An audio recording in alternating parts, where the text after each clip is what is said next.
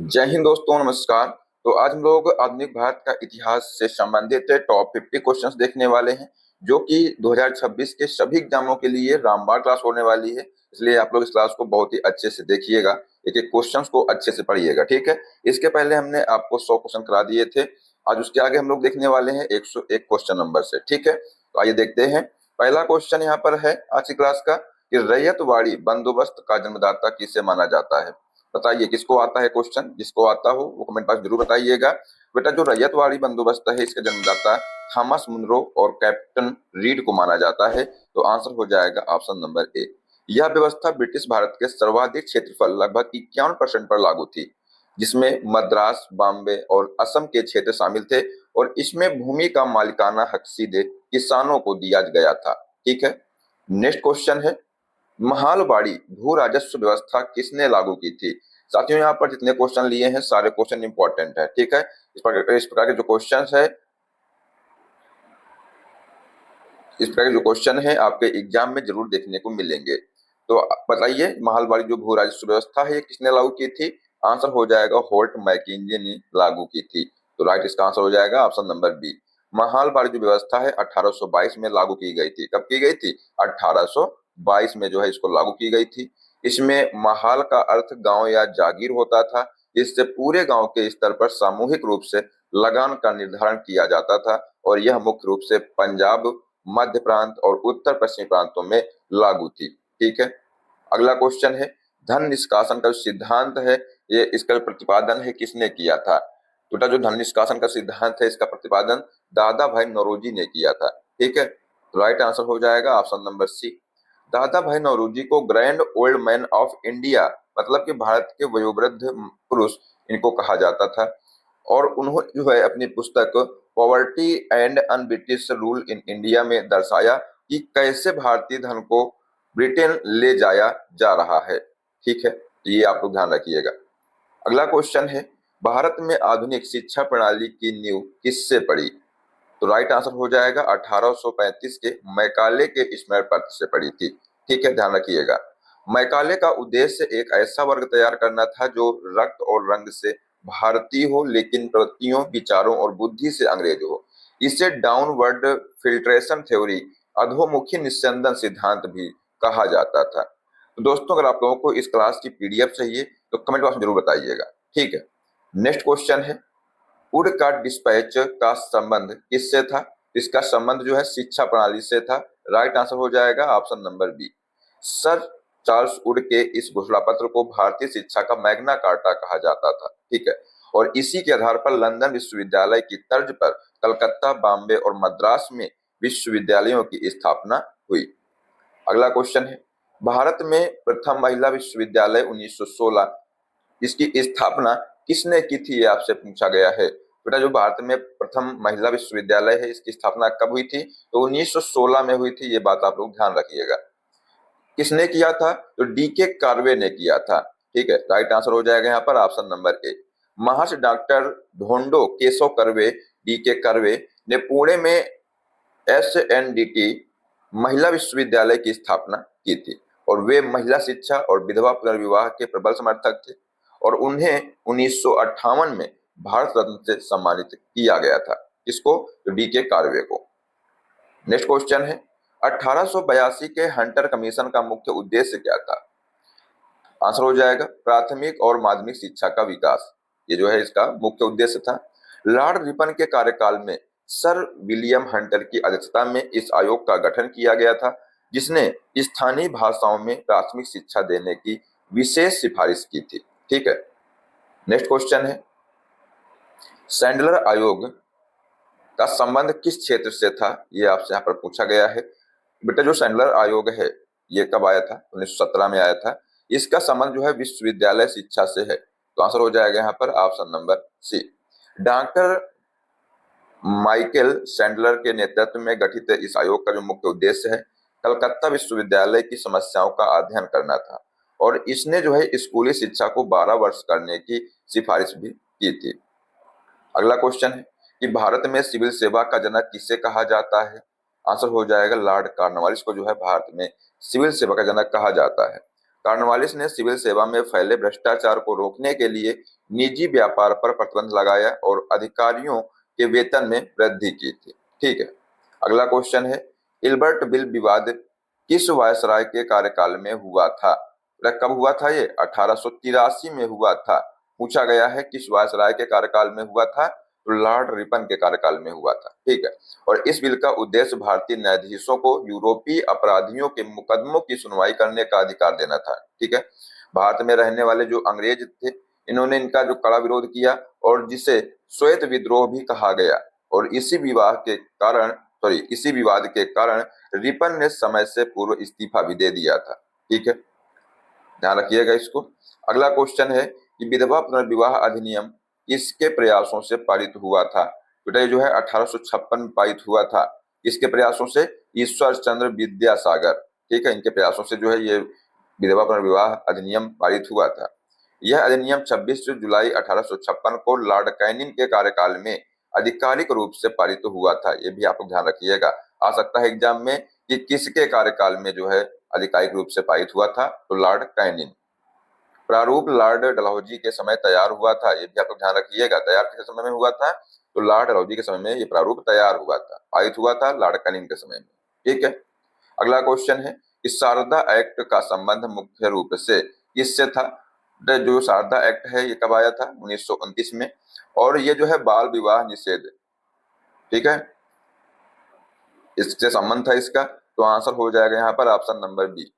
Doctor Harbilas Sarda के प्रयासों से पारित इस कानून के तहत विवाह के लिए लड़कों की जो न्यूनतम आयु थी ये 18 वर्ष और लड़कियों की न्यूनतम आयु कितनी थी? 14 वर्ष निर्धारित की गई थी। ठीक है, अगला क्वेश्चन है कि गुलामगिरी नामक जो प्रसिद्ध पुस्तक के लेखक कौन है? राइट आंसर हो जाएगा ज्योतिबा फूले, इसके लेखक है। महात्मा ज्योतिबा फूले ने यह पुस्तक 1873 में अमेरिकी दास मुक्ति आंदोलन को समर्पित करते हुए लिखी थी। इसमें उन्होंने जातिगत उत्पीड़न की कड़ी आलोचना की थी। ठीक है, बेटा इसका आंसर हो जाएगा यहाँ पर ऑप्शन नंबर बी। अगला क्वेश्चन है, थियोसोफिकल सोसाइटी का अंतरराष्ट्रीय मुख्यालय भारत में कहाँ स्थित था? तो ये अड्यार मद्रास में स्थित था, तो राइट आंसर हो जाएगा option number B. Theosophical society की स्थापना कब हुई थी?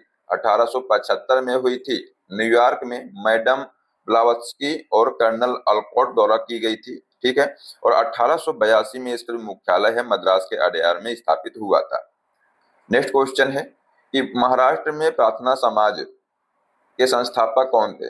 बेटा जो प्रार्थना समाज इसकी स्थापना कब हुई थी? 1867 में हुई थी। ठीक है, इसके संस्थापक कौन थे? आत्मा राम पांडुरंग इसके संस्थापक थे। राइट आंसर हो जाएगा ऑप्शन नंबर ए। इसकी स्थापना आचार्य केशव चंद्र सेन की प्रेरणा से बंबई में हुई थी। बाद में महादेव गोविंद रानाडे, एमजी रानाडे इससे जुड़े और इसे लोकप्रिय बनाया।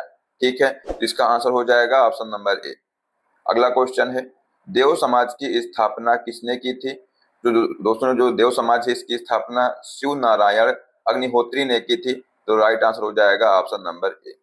शिव नारायण अग्निहोत्री ने 1887 में लाहौर में देव समाज की स्थापना की थी और इस समाज के मुख्य उपदेशों को देव शास्त्र नामक पुस्तक में संकलित किया गया है। ठीक है, अगला क्वेश्चन है, यंग बंगाल आंदोलन के प्रवर्तक कौन है?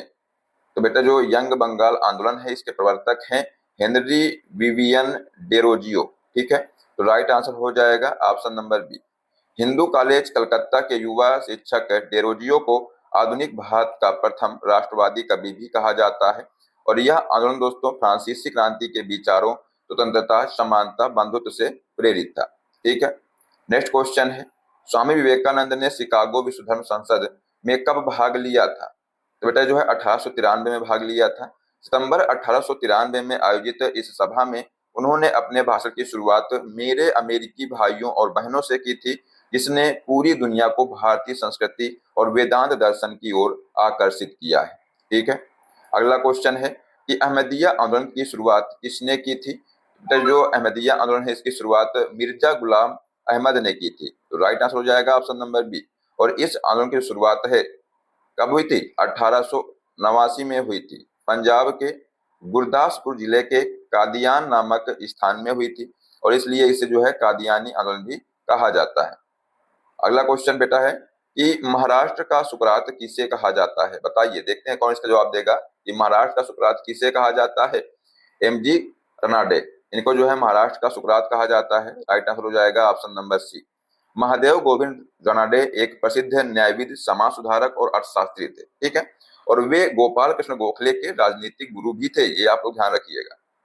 अगला क्वेश्चन है बेटा, संथाल विद्रोह का नेतृत्व किसने किया था? तो ये जो संथाल विद्रोह है ये 1855-56 में शुरू हुआ था, और इसका जो नेतृत्व दोस्तों है ये सिंधु और कान्हू ने किया था। ये एग्जाम में क्वेश्चन पूछा भी गया है, तो आंसर हो जाएगा यहाँ पर ऑप्शन नंबर ए।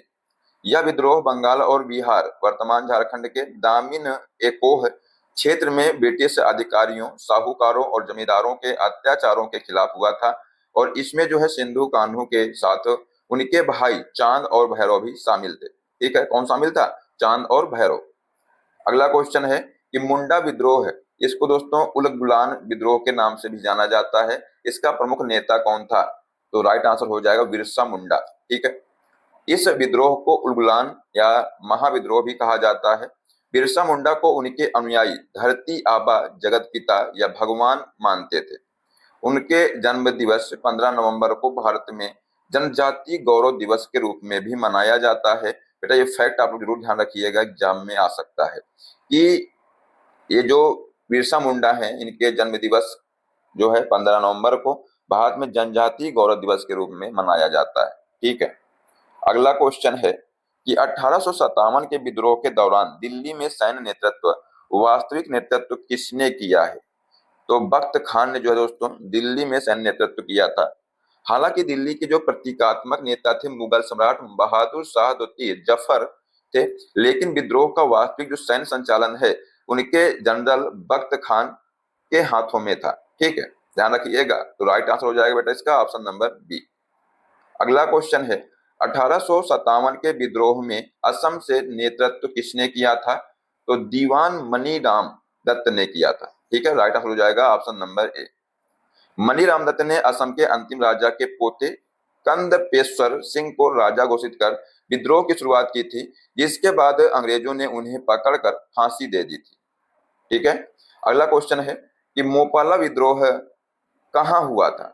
तो बेटा ध्यान रखिएगा ये जो है 1921 में हुआ था। पूछा गया है कहां पर हुआ था, तो मालाबार केरल में ये विद्रोह हुआ था, और यह विद्रोह केरल के मालाबार तट के मुस्लिम पट्टेदारों, मोकलाओं द्वारा हिंदू जमींदारों और ब्रिटिश सरकार के खिलाफ किया गया था, जो बाद में सांप्रदायिक रंग में बदल गया। इससे खिलाफत आंदोलन का भी समर्थन प्राप्त था, ठीक है। अगला क्वेश्चन है कि पाबना किसान विद्रोह किस राज्य से संबंधित है? तो विद्रोह बेटा बंगाल राज्य से संबंधित है। कब हुआ था? तो 1873 से 76 के बीच यह विद्रोह हुआ था। यह विद्रोह बंगाल के पावना, अब जो है बांग्लादेश में, किसानों द्वारा जमींदारों द्वारा जो है मतलब किसानों द्वारा जमींदारों द्वारा बढ़ाए गए अत्यधिक लगान के खिलाफ शांतिपूर्ण और कानूनी तरीके से लड़ा गया था, और इसका नारा था हम महारानी और सिर्फ महारानी के रैयत होना चाहते हैं। क्या था इसका नारा? कि हम महारानी और सिर्फ महारानी के रैयत होना चाहते हैं, ठीक है। चलिए अगला क्वेश्चन है कूका आंदोलन किस राज्य में हुआ था? तो ये आंदोलन पंजाब राज्य में हुआ था। इसकी शुरुआत तो प्रारंभ में एक धार्मिक सुधार आंदोलन के रूप में भगत जवाहर मल सिंह साहिब को कहते हैं और बाबा राम सिंह द्वारा की गई थी, जो बाद में अंग्रेजों के खिलाफ एक राजनीतिक आंदोलन में बदल गया था, ठीक है। अगला क्वेश्चन है कि नील विद्रोह का नेतृत्व किसने किया था? जो नील विद्रोह है ये कब हुआ? तो 1859-60 में हुआ था। इसका जो नेतृत्व है दिम्बर विश्वास और विष्णु विश्वास इन्होंने किया था। तो राइट आंसर हो जाएगा ऑप्शन नंबर ए। यह विद्रोह बंगाल के नादिया जिले के गोविंदपुर गांव में हुआ था। कहां पर हुआ था? नादिया जिले के गोविंदपुर गांव में, बंगाल के, ठीक है, जहां किसानों ने जबरन नील उगाने के खिलाफ हड़ताल की थी। चंपारण नील आंदोलन का जो दोस्तों नेतृत्व है 1917 में गांधी जी ने किया था, ठीक है, ये भी आप ध्यान रखिएगा। अगला क्वेश्चन है कि बीडी सावरकर द्वारा स्थापित गुप्त संगठन अभिनव भारत की स्थापना कब हुई थी? तो बेटा जो अभिनव भारत है इसकी स्थापना 1904 में हुई थी। कब हुई थी? 1904 में। विनायक दामोदर सावरकर और उनके भाई गणेश सावरकर ने 1899 में नासिक में मित्र मेला नामक संगठन बनाया था, जो आगे चल करके 1904 में एक गुप्त क्रांतिकारी संगठन अभिनव भारत के रूप में पुनर्गठित हुआ था, ठीक है। अगला क्वेश्चन है कि अनुशीलन समिति की स्थापना किसने की थी? तो ये जो साथियों अनुशीलन समिति है, इसकी स्थापना प्रमथनाथ मित्र, इनको जो है पीवी मित्रा के नाम से भी जाना जाता है, इन्होंने किया था। तो राइट आंसर हो जाएगा ऑप्शन नंबर ए। अनुशीलन समिति बंगाल का एक प्रमुख क्रांतिकारी संगठन था। इसकी स्थापना 1902 में कलकत्ता में पी मित्रा, जतिन नाथ बनर्जी और बारिंद्र कुमार घोष आदि के सहयोग से हुई थी, जिसका नारा था खून के बदले खून। ठीक है, इसका नारा क्या था? खून के बदले खून। ठीक है, अगला क्वेश्चन है कि मुजफ्फरपुर बम कांड में किंग्सफोर्ड की हत्या का प्रयास किसने किया था? तो बेटा जो मुजफ्फरपुर बम कांड है कब हुआ? 1908 में हुआ था, और इसमें जो है किंग्सफोर्ड की जो हत्या का प्रयास है खुदीराम बोस और प्रफुल्ल चाकी ने किया था। तो राइट आंसर हो जाएगा ऑप्शन नंबर ए। इस घटना के बाद प्रफुल्ल चाकी ने गिरफ्तारी से बचने के लिए खुद को गोली मार ली थी, जबकि खुदीराम बोस को 11 अगस्त 1908 को सबसे कम उम्र लगभग 18 वर्ष में फांसी दी गई थी। ये आप लोग ध्यान रखिएगा, इंपॉर्टेंट फैक्ट है ये। ठीक है, अगला क्वेश्चन देखते हैं। पूछा गया कि गदर पत्रिका का पहला अंक किस भाषा में प्रकाशित हुआ था? तो बेटा इसका जो पहला अंक है ये उर्दू भाषा में प्रकाशित हुआ था। तो राइट आंसर हो जाएगा ऑप्शन नंबर सी। गदर पार्टी की जो स्थापना कब हुई थी? 1913 में सैन फ्रांसिस्को अमेरिका में लाला हरदयाल और सोहन सिंह भाकना द्वारा की गई थी। इस पत्रिका का दूसरा अंक गुरमुखी लिपि में छपा था, ये आप लोग ध्यान रखिएगा। अगला क्वेश्चन है, लंदन में इंडिया हाउस की स्थापना किसने की थी? तो बेटा जो इंडिया हाउस है इसकी स्थापना कब हुई थी? 1905 में हुई थी। पूछा गया किसने की थी? तो श्याम जी कृष्ण वर्मा ने किया था। राइट आंसर हो जाएगा ऑप्शन नंबर ए। इंडिया हाउस जो है लंदन में भारतीय छात्रों के लिए एक प्रमुख क्रांतिकारी केंद्र, यहाँ से द इंडियन सोशियोलॉजिस्ट नामक पत्र भी निकाला जाता था। ठीक है, अगला क्वेश्चन है कि कामागाटा मारू क्या था? बेटा जो है एक जापानी समुद्री जहाज था। तो आंसर हो जाएगा ऑप्शन नंबर ए। 1914 में बाबा गुरदीप सिंह ने इस जहाज को किराए पर लेकर 376 भारतीय यात्रियों के साथ कनाडा वैंकूवर की यात्रा की थी, जहां उन्हें उतरने की अनुमति नहीं दी गई थी, और वापस लौटने पर बजबज बंदरगाह कलकत्ता पर खूनी संघर्ष हुआ था। इसे दोस्तों कामागाटू मारू प्रकरण के नाम से जाना जाता है। ठीक है, अगला क्वेश्चन है, हिंदुस्तान रिपब्लिकन एसोसिएशन HRA की स्थापना कहाँ हुई थी? तो बेटा जो HRA है इसकी स्थापना 1924 में हुई थी। कहाँ पर हुई थी? कानपुर में हुई थी। इसकी स्थापना सचिन दास सन्याल, राम प्रसाद बिस्मिल और योगेश चंद्र चटर्जी द्वारा की गई थी, और इसी संगठन ने 1925 में प्रसिद्ध काकोरी ट्रेन एक्शन को अंजाम भी दिया था। ठीक है, अगला क्वेश्चन है, हिंदुस्तान सोशलिस्ट रिपब्लिकन एसोसिएशन के संस्थापक कौन थे? तो जो HSRA इसके संस्थापक कौन थे? चंद्रशेखर आजाद थे। इसकी स्थापना कब हुई थी? तो 1928 में हुई थी। चंद्रशेखर आजाद के नेतृत्व में दिल्ली के फिरोज शाह कोटला मैदान में HRA का नाम बदल करके HSRA कर दिया गया, जिसमें समाजवाद को मुख्य लक्ष्य घोषित किया गया। ठीक है, अगला क्वेश्चन है कि 1929 में लाहौर षड्यंत्र केस के तहत किन क्रांतिकारियों को फांसी दी गई थी? बेटा यहाँ पर जो है भगत सिंह, राजगुरु और सुखदेव को फांसी दी गई थी। तो राइट आंसर हो जाएगा ऑप्शन नंबर ए।